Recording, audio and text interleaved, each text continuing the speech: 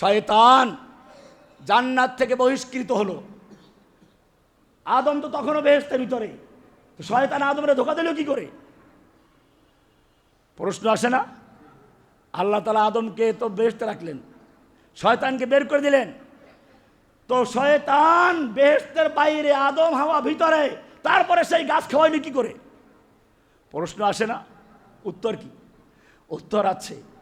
শয়তান বলতো আমি বর্ডারের কাছে আছি, চট করে ঢুকে বলবো। বোঝেন নাই? আমি বর্ডারের কাছে আছি, যেই কোনো মুহূর্তে চট করে ঢুকে পড়বো।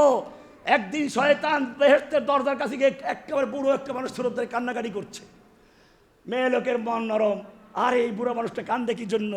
আরে আপনাদের দুঃখেই কান্দি। তোমরা কি জানো একটা গাছ তোমাদের খেতে বারণ করেছে আল্লাহ? হ্যাঁ, তা তো জানি। কেন করেছে তা জানো? ওই গাছটা যদি খেতে পারো তাহলে আল্লাহর প্ল্যান আছে তোমাদের জান্নাত থেকে বের করে দেওয়া, তা বের করতে পারবে না। এইটা যদি করো তাহলে তোমরা ফেরেশতা হয়ে যাইবা, চিরস্থায়ী জান্নাতের মালিক হয়ে যাইবা, আর বের করা যাবে না। এটা সে কসম করে বলছে। ফাকাসামাহুমা, কোরআন বলছে একদিনে না।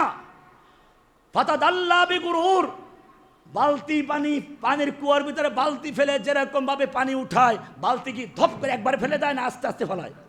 আস্তে আস্তে রশি ছাড়ে, তারপরে গভীরে ঢুকে, এরপরে পানি ভরে চলে আসে। কোরআন বলছে ভালো করে শুনো, ফাতাদাল্লা বিগুরুরিন, ইবলিস তার বালতি ছাড়লো, বালতি ফাতাদাল্লা দালবুন থেকে।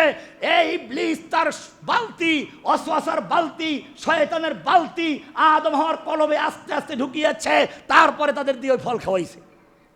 কোরআন বলছে ওয়াসওয়াসা লাহুমুশ শাইতান, ওয়াসওয়াসা দিয়েছে। তোমরা বাংলায় জানো ওয়াসওয়াসা, ওয়াসওয়াসা মানে কি জানো?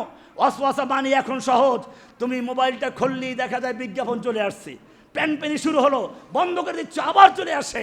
এই বারবার কোনো জিনিসকে, একটা জিনিসকে বারবার সামনে নিয়ে আসা, বারবার প্রচার করার নাম হচ্ছে ওয়াসওয়াসা।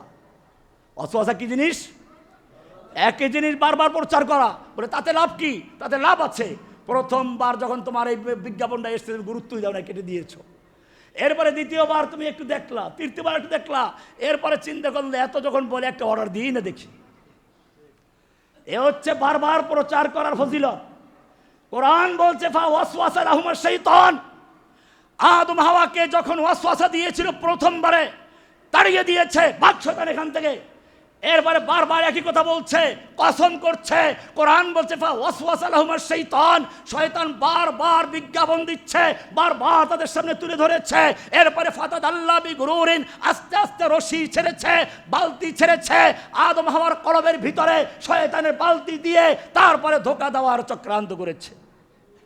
ঠিক তেমনি ভাবে শয়তান যেমন জান্নাত থেকে বহিষ্কৃত হওয়ার পরে ওই আদমকে ধোঁকা দিয়েছিল, এই বাংলার এক লেডি ফ্রাউন, লেডি শয়তান বাংলাদেশ থেকে পালিয়ে যাওয়ার পরেও মাঝে মধ্যে বলে আমি চট করে ঢুকে যাব, ধোঁকা দিচ্ছে, প্রতারণা করছে, মাঝে মধ্যে ওদের লোকদের সাথে কথা বলছে, বিভিন্ন রকমের মোবাইলে এসে কথা ছেড়ে দিচ্ছে।